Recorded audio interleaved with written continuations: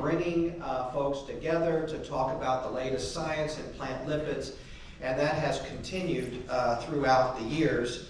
We have a special treat this morning. We have Dr. John Harwood here to talk to us a bit about the history of ISPL and the history of the awards that we'll be giving today. Dr. Harwood is a professor at University of Cardiff, but that just barely scratches the surface of his accomplishments. He is #1 living most cited author in plant lipids in the world. He, besides that, is an accomplished climber, as you all know, hundreds of first ascents from around the world. And he's also known by some as the Cardiff Troubadour. Quite a singer, and we might get a treat during the meeting. I'd like to bring, he's also related to the awards that we're going to hear today. He worked with Terry Galliard. He worked with Paul Stumpf, that's Paul Stumpf Award winner. He's a prior Terry Galliard Medal winner, and he's a past host of the ISPL meeting in Cardiff. So I'd like to welcome John Harwood to the stage to tell us a little bit about ISPL over the years.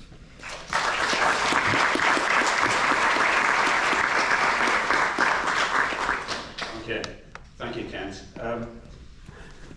Ed is, of course, a very polite and courteous guy, and I can't remember exactly what he said when he invited me to come here. It was something to do with the fact that I've been at the very first ISPL. I should perhaps add that at the moment I'm the only living person who gave a lecture there. Yes, exactly. So let's hope I get through the next morning.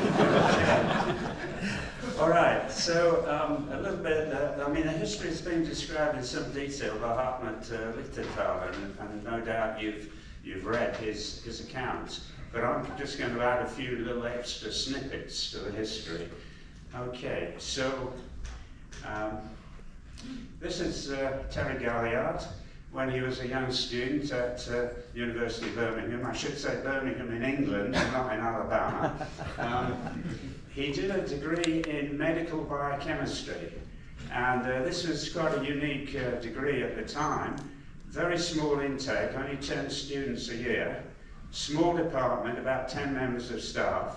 But interestingly, although the staff gave us lectures on carbohydrates, enzymes, and so on and so forth, they all did research, every single one did research on lipids. So the Department of Medical Biochemistry was heavily focused on lipid biochemistry.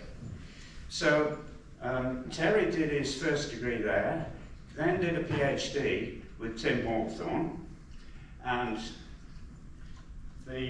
this shows him getting his PhD degree, all dressed up in the finery of the time.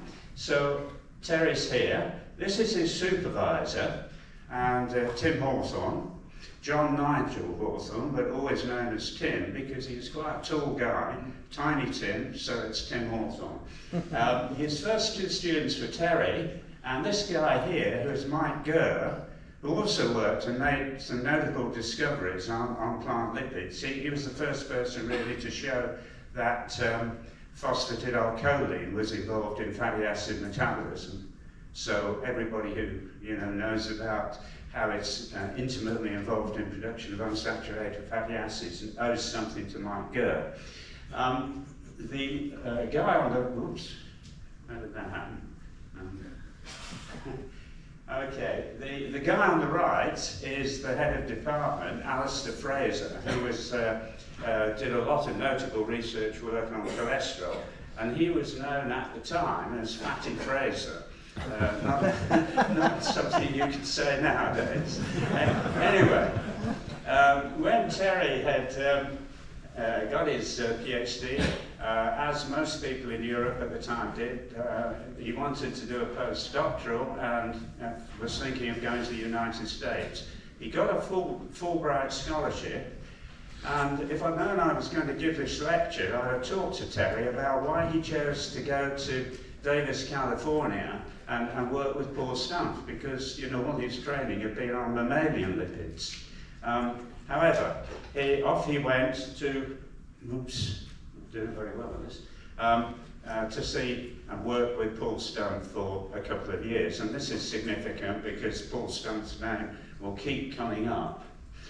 Now, a little while after Terry had done his degrees at Birmingham University and then gone to California, I was doing my first degree in medical biochemistry, and then my PhD with Tim Hawthorne. So here's Tim in the lab. You see he's got a white coat on, he's got a lab coat on, but he's drinking and eating in the lab. Nothing that would be allowed nowadays. These are the good old days, and in fact, although there's never been in our group who smoked a lot, there were heavy smokers in other labs who continued to smoke in the lab despite petroleum ether and things like that. There were a few exciting moments in the good old days. Okay, so a little bit later I got my PhD, so if you can recognise me, I'm here with Tim. And off I went to California. I should say that I was a bit biased, as Kent has mentioned. I'm a rock climber, very keen on rock climbing, so I chose to go to the west coast of the United States, and I looked up possible labs I could go to, and one lab I was offered a position in Los Angeles, but also I found that Paul Stumpf had a place available. I talked to Terry. Terry said he's a great guy, go to Davis, California, and so that's what I did. I went to work with Paul Stumpf. He was off to give a lecture here, looking quite smart, and more again, here he is in the lab, looking at some early results that we got with Dave Hutton on the left, KP Wang, and then again, if you can recognise this guy, it's me. Okay, so I spent 2 very enjoyable years in Stumpf's lab, and Stumpf was really, his lab was the leading lab carrying out research on fatty acids at the time. The only competing lab was in Unilever Research, a lab that was run by Tony James, and Tony James, I should say, is the inventor of the GLC. So, obviously have made a very notable contribution to science. And the lab at Unilever was doing lots of good work as well. And in 1973, Stumpf was visiting the UK, and Tony James invited him to Unilever, and we had a small meeting with about 20 people there, including Terry Galliard, and it was very enjoyable, lots of discussion, people were very friendly, helpful to each other and so on. And as a result of this very enjoyable meeting in 1973, it was decided we ought to have a proper meeting. And so the very first ISPL was organised the following year, 1974. Terry Galliard was the main organiser, but there were other people involved as well. And we got an attendance of about 100, just less than 100, for the first meeting. We got, or Terry in particular, and Mike and Tony James, they got money from elsewhere, and there was virtually no registration fee. People would charge a little bit for tea and coffee. All the meals were free, except for the dinner, which cost just over £3 in those days. So it was a very inexpensive meeting. About half the people at the meeting, the very first ISPL, were students or very young postdocs. So this was a good start. And this shows a picture of some of the people involved at this very first ISPL. You can probably see Stumpf here. Here's Terry Galliard, there's Biax and Eichenberger, Appelquist, and so on. So this is just a sample of the more senior and established members of the audience, the attendance of this particular meeting. And it was decided, because it was a great success, that we ought to have more ISPLs. The next one was in Germany, and this was organised by Manfred Tellini and Lichtenthaler. And what they did, they expanded the subject area a little bit. included steroids and terpenoids and surface coverings. And about 150 people went to the Karlsruhe meeting. This was followed by a meeting in Sweden, then a meeting in Paris, and so on. So every 2 years there was an ISPL, and it was concentrated in Europe. The first of the meetings that was outside Europe was in fact in Davis, California, organised by Paul Stumpf in 1986. And then since then we've had meetings in Canada, North Africa, Australia, Japan, and so on. So it's become more worldwide. Okay, so in 1993, unfortunately, Terry Galliard contracted cancer, and after about 2 years of suffering, he died in 1993. And at that time, his good friend, Jean-Claude Cadet, was organising the next ISPL in Paris. And those of you who know Jean-Claude Cadet will know that this is a typical picture of him. He always had a broad smile. However bad things were going, he always had a broad smile. He was a great guy. And of course he was very upset when Terry died, and so he decided that we ought to have a medal, a Terry Galliard Medal. And the very first one was given to Norio Murata in 1994 at the Paris meeting. So that's the origin really of the Terry Galliard Award.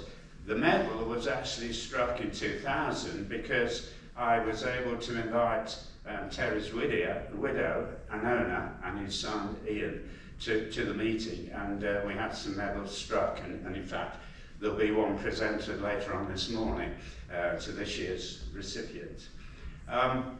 Then in 2007, Paul Stumpf died. He also had cancer, but he died, and of course because of his great contribution to encouraging young people and the fellowship of plant lipologists all over the world, there was an award was instigated. The first awardee was Sebastian Baud in 2008, and again every 2 years the Paul Stumpf Award is given to a promising young researcher. And indeed, the people who have received the award so far have continued to make great contributions. So one thing I'd like to close with is talking about the plant lipid family. I mean, originally when these ISPLs were founded, we wanted to keep, first of all, we wanted to keep registration as low as possible, so as many people could come as possible. And we tried to provide cheap accommodation, often by having the meeting near or actually in a university, so you could use university accommodation. So we tried to keep the costs down to encourage young people. And the other thing about the plant lipid community is that it's, in my opinion anyway, has been very friendly and very helpful and collaborative over the years. I mean, there have been one or two disagreements over the years, but they've been resolved pretty quickly, and people are still speaking to each other. And this contrasts with some other areas. I remember when the first ISPL was founded, there were the so-called mitochondriacs, who were people working with mitochondria, trying to discover how ATP was made, and they were vicious people. They just, were terrible to each other. And in contrast, plant lipid people were, nice guys and gals and friendly and visited each other's labs and so on and so forth. And so I'd like to encourage people perhaps who are attending ISPL for the first time to make use of this friendly atmosphere and keep coming every couple of years. So that really is a brief history. I mean, I can in the evening after a few wines or whatever, I can tell you a few more stories, but let's keep it polite for now, and that gives you the background. Okay, thank you.